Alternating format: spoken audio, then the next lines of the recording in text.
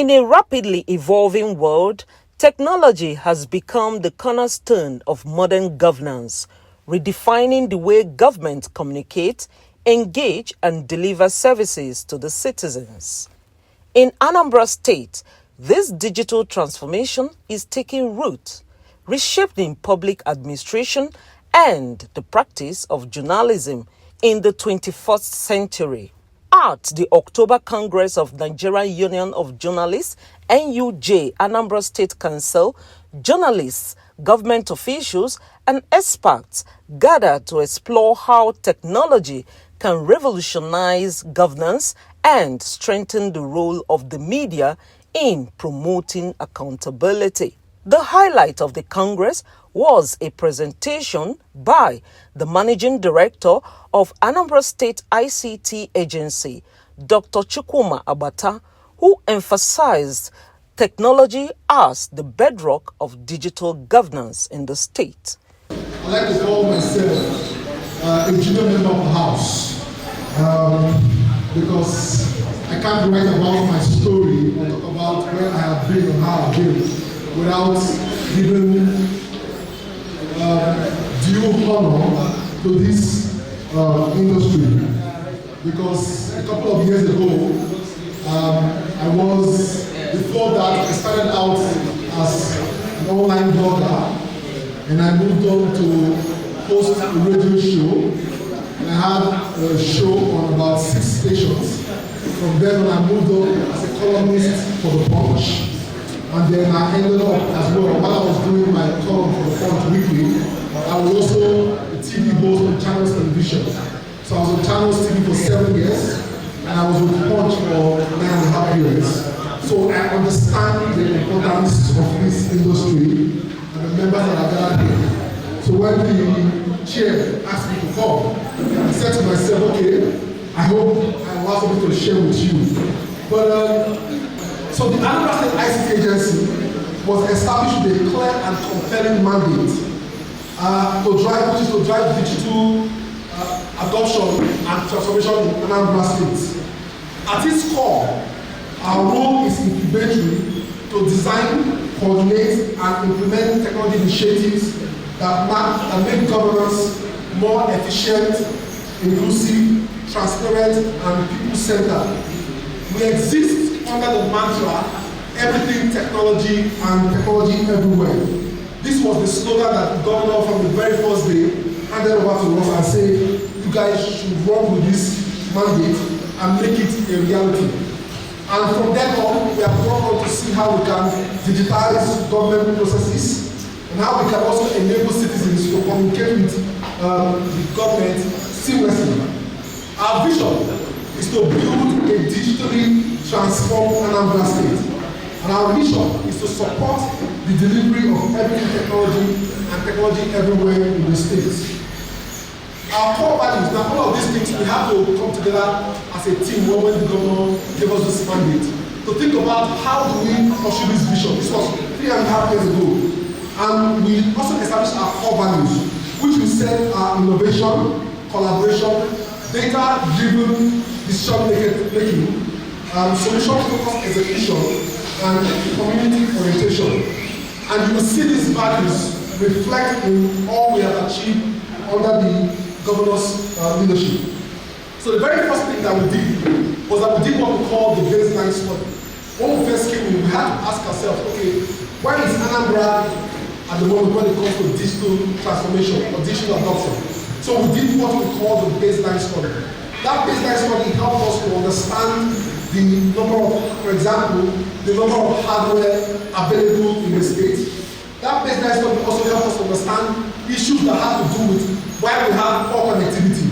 I know that because it's technology, when things improve, people don't usually catch it. So AI now is a trend. But AI has been in the works for 20 odd years, right? But now, people have now talked about it.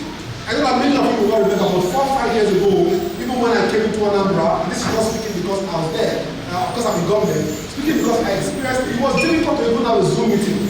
We had poor connectivity issues, we had network challenges.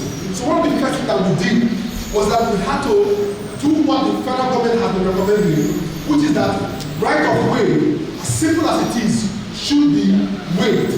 The federal government, most states will charge 145 naira per linear meter for right of way. But the recommendation of NCC is that you should waive it, and when you waive it, you allow for more investment. So one of the first things that Mr. Governor approved that we do was to completely waive the right of way. What happened with that was that we had an influx of partners, infracos, coming in to lay what you call fiber ducts. So that right of way started as the fulcrum of what you experience today in Anambra State, which is the fact that connectivity has improved, and even though it seems like a mere policy, it's actually a very foundational politics. Let's create a system where we'll have a mobile Wi-Fi that follows the governor wherever the governor goes, whether it is for tweeting what he has said, or people just to download, just enjoy yourself, do whatever you want with the Wi-Fi. And let's also create that with the bus, and also create smaller ones with shuttle buses, and let's just unleash all of these things into Anambra State in various ways. Because for me, it's very simple. You cannot underestimate what just that 30 minutes of free internet can do to the life of a young person who sees a video or who sees a line and it changes their life. So what I will say to you in conclusion is that for the work that we do at the agency, our vision is very simple. To continue to push the vision of all what we do when it comes to digital technology and digital adoption in Anambra State. And I assure you that we have one of the best teams that any state agency, anywhere in any ICT state agency can even think of having. We have competent professionals that are here working for Anambra State. And also even on the GIFA side, we also have a team of very competent people who are also running GIFAs and ensuring that we push the narrative. So I want to assure you that Anambra is rising under the leadership of Oluwatoyin, Governor Charles. A bigger round of applause. That's wonderful. The agency has recorded over your watch so far, and these are quite commendable. So, and we have also testified here that Anambra has become a model to other states that they now emulate some of the things you do. So, over the years, there has been this question of or even concerns about electronic voting and so on and so forth. So now Anambra has the ANSIEC, which is very, very functional kind of. And by 29th of August next year, there will be another local government election, another round of local government election. So, can you do you have any plan to digitize this election at least at this local level of Anambra State, so that even INEC can also emulate that as a model? So, is there any such plan, or should we continue? Because we have already some of the things people are planning in this election season and the subsequent ones. I'm now asking, is that how possible is that? I had an argument with some people in Vancouver. They almost beat me up. Why? Because I kept, when they said, hey, what's Soludo doing? What has Soludo done? I was actually on my way to Abuja that day. I said, I for one, I know that at various places like Aroma, inside school, there is free Wi-Fi. One man almost beat me up. Osimi say, free Wi-Fi where?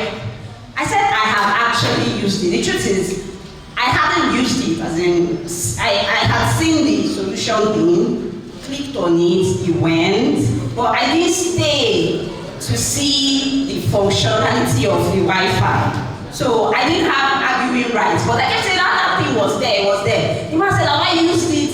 I've never used it. At a point, he was about to get physical. He said, Anambra, the way you are from Anambra, stop chanting me.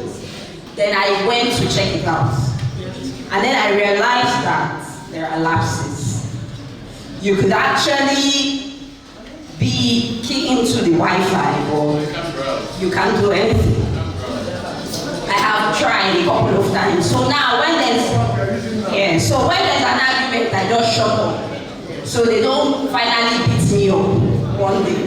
So I think you should look into it. We are able to put that through. We're currently, so that will have worked right now for NIMS, because we wanted to have a handshake with NIMS. But NIMS changed their system. That time they had a downfall that lasted for a long time. Then you couldn't verify your name. That caused a problem. So they changed their model. Let me not explain what they did, but they changed their model such that you can't connect to them directly. You have to connect through a super aggregator. So that's a big problem for us, which means more cost. So the point is that it's in the pipeline. I'll share more details. In terms of the platforms that you can use, I give a typical example. If I want to write an article, for example, now, I will basically do a voice command and share a few things of what I want to say. And I will take that voice command and will throw it into ChatGPT. So I start with ChatGPT, and then I'll take it out of ChatGPT. I'll throw it into Copilot, and I'll ask Copilot to review it for human errors, to review it for the few things that I want, reality, effects, emotions. I'll take it from that and put it in Grok. I'll take it from Grok, and I'll end up maybe Gemini, or sometimes I will end up on Copilot or DeepSeek. So that's how I use AI for my write-ups. If you are still writing with your head, it's good though, but you might be wasting your time. I'm not saying you should stop, you can continue, but I think you're wasting time because you can actually come up with the same article when you start it. You give it to the AI fetches it up, and you will end it. So what someone else will do in 4 hours, you can do it in 30 minutes with higher productivity and higher. I know that we may not be excited about what has happened, but the governor has taken security as a priority for the past 3 years. We may not appreciate what we have, but let us know that the security situation in Anambra has greatly improved. Greatly. Compared to what it has greatly improved, and it can only get better. In terms of technology being used to drive security in Anambra, I can tell you for sure that technology is being used. The same thing that we mentioned now is also here. But you see, each government and each principal has a style. So the same thing that you see there is also here. In a thought-provoking section, guest lecturer Dr. Ngala Davison engaged members of the union on the topic Beyond the Paycheck, Finding Meaning in Life After Service. He painted a vivid picture of the challenges facing media practitioners: poor remuneration, lack of insurance, inadequate infrastructure, and unstable power supply. Our concern in this treatise is to identify and contextualize the environmental peculiarities within which journalists are working in Anambra State. Because territories and socio-economic environments create their specific issues in specific landscapes where practicing journalists perform their act. In Anambra State, for instance, the level of urbanization, infrastructural development, and income distribution is still at their very low ebb. The way, what we call the rate of circulation of money, is what the currency really is. The money we have, it is the rate at which it circulates from Mr. X to Mr. B to Mr. D. That is what is called currency. Because the money in itself is just a fiduciary issue. It is a paper, a promise to pay on demand when we have agreement on a certain price. That is just what money is. So the importance of money is the circulation. Is the money circulating among journalists in the form that is going to give them investable capital to take care of their old age. Consequently, our environment cannot be compared to Lagos, New York, London, and Western Europe, where the practice of journalism has been made much easier by improved technology. technology, communication facilities, and high income profiles in paid employment. Despite these challenges, he urged journalists to remain resilient, creative, and focus on personal growth and financial independence. Media practitioners are aware of that, just as practicing journalists in Anambra State know that they are practicing under excruciating landscape and extremely poor salary scale and wage conditions. When I was with the Daily Star in NUJ, I had no insurance cover. Actors with surplus investable capital, they can leverage on their high income levels and not only to establish more media organizations and pay higher wages to journalists, but help to cushion off the conditions of sickly, old, aged, and suffering journalists. The case of government is even too unfortunate because instead of investing on media organizations, they are closing down existing ones and subjecting the existing broadcasting outfits to poor funding. When we were looking for a place for our people to do industrial attachment, I discovered that the only person that could help me for print media was my friend Jude Atokulazi. So which means it's only one print media outfit in Anambra State. Then my students were asking, Daddy, it means that the print media will fizzle out. I said, no, it will not. If you want to specialize in the print media, go ahead. Why? Because there is what is called convergence in the media environment. Our job involves investigation. Unfortunately, whenever we investigate and publish what they do behind the scene, they come after us with a sledgehammer. It's not fair. It's not acceptable. The judiciary is a place of settlement of conflict and disputes. If a journalist does what is not right, sue him. Sue him. Another highlight of the Congress was the address by Chief Primus Odili, former Chief of Staff to Governor Willie Obiano and founder of the Oke-Osisi political movement.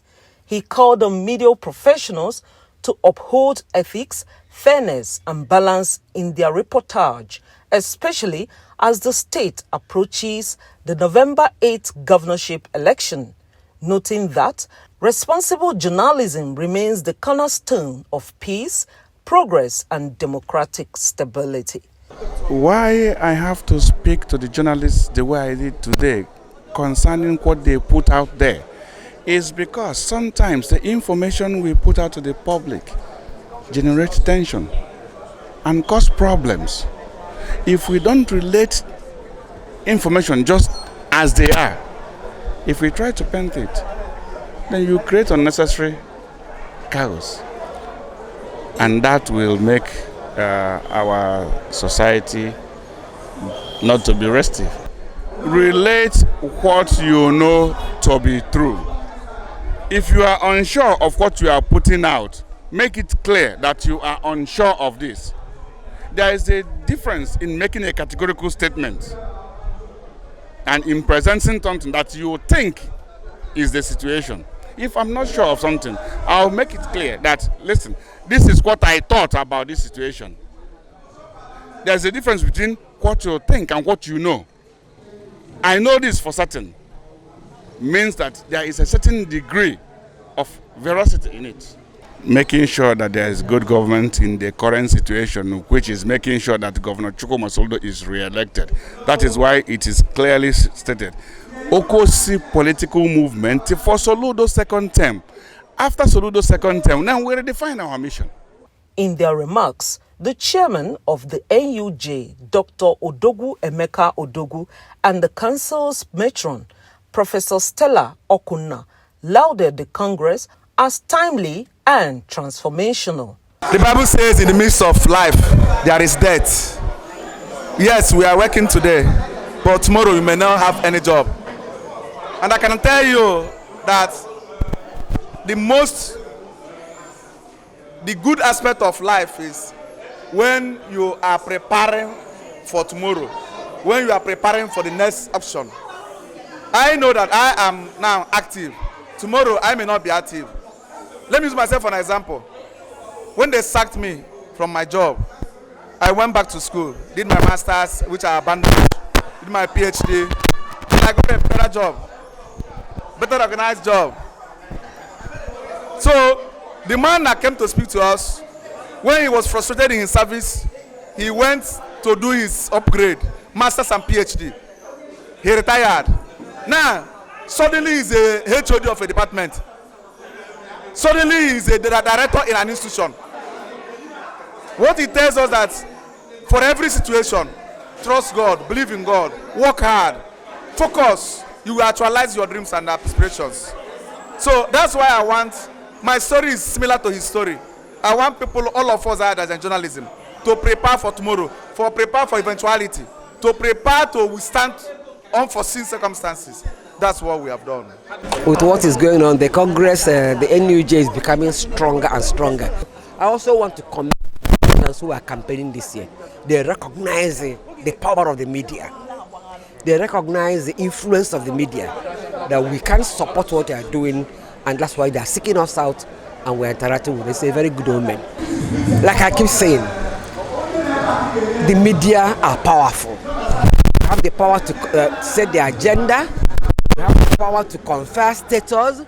We have the power to legitimate anything. So we need to be ethical in the use of that power and responsible. The Congress on the state of the state also appealed for improved security, enabling environment, and stronger partnership between the media and government. From technology-driven governance to ethical reporting and financial resilience, the October NUJ Congress in Anambra State has reinforced one truth, that is, journalism and innovation must go hand in hand. Journalists have to prepare ahead of time, because what is ahead is a lot. You know, a lot of people will say it seems bleak, but journalists have to prepare ahead of time, especially in an environment that does not even encourage what you do or provide the necessary amenities and all the rest to sustain you. So it is, we do not have a choice but to, you know, prepare ourselves ahead of time. For me, the thing has actually opened my eyes, and I started it initially, but I started something initially beyond journalism. Okay, even within the journalism cycle, I also started something. Of course, I own a blog, okay, so which I monetize, which is monetized now. So aside the money or whatever I make from my practice, my journalism practice, I still have a vision that one will grow up to become a sustainer for me. Even when the jobs or whatever engagement as a third party or whatever may not be there, at least that one founded by me will still be able to sustain me to some extent. But the lecture actually opened my eyes widely.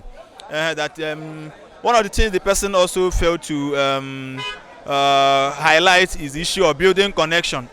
Because if you build good connection, at least, and even as a practicing journalist, don't neglect. If you feel you have arrived, don't neglect the young ones. Yeah, because tomorrow when you may be in need, they may still be the one to help you out. So that is why, as you are practicing today, you should also be looking forward to tomorrow and ensure that you make good plans. Majorly. I appreciated the lecture given by Dr. Azubike Nkala. Yes, it's important that practicing journalists prepare for their retirement, because dwelling much on that brown envelope, so to say, which I must, stress, is not all there is in journalism practice. We need to go extra mile. We need to enhance ourselves. Of course, I understood that early enough, and I think I'm a witness to what the lecture he gave us is the right way to go. People should not just realize that yes, they write stories, they get paid, either their salary or appreciation. Because the moment you stop writing, stop getting those appreciations. But if you enhance yourself by picking one or two skills that will help you to have multiple streams of income, I mean, you prepare well for your retirement. And even at the retirement stage, take our own prof, our mentor, for instance. She's over 70, money is still coming her way because she has so much to offer. She's on demand. People are consulting her. She's giving advice here and there. She's doing this and that all in one without any stress. Because these things are the things she did when she was young. So for our younger journalists that are practicing at the moment, I want to take a leaf from what Dr. Nkala said and urge them to enhance themselves. As Anambra State continues its digital transformation journey, the role of journalists remains pivotal to bridge the gap between the government and the governed, and to ensure that information truly serves the people. The Congress ended with a strong call for collaboration between journalists and key institutions such as INEC ahead of the forthcoming election.